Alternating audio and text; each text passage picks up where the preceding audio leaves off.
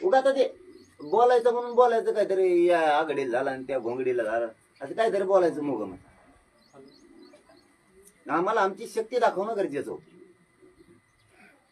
आणि मराठ्यांची शक्ती ही आम्हाला आमची दिसली. आता जर ठरलं तर एकदा पाडून ताकद दाखवली, आता निवडून आणून मराठी ताकद दाखवते ना, असं काही नाही. ठरलं तर आता ते जर तरचा विषय, पण ताकद दाखवणार आम्ही यावेळी. त्यांनी जर आरक्षण नाही दिलं, 113 जागेवर भोगाच केला म्हणायचं त्यांचा.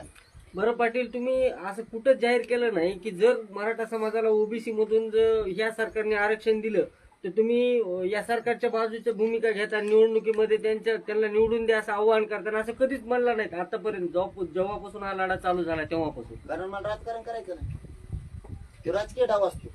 जेव्हा आरक्षण देईन त्याच्या बाजूने आम्ही राहू. काय ठेका घातला काय माझ्या जातीने यांचे झेंडे उठलायचं, रेपाळ करायचा आम्ही काय ठेका घातला का? काही काही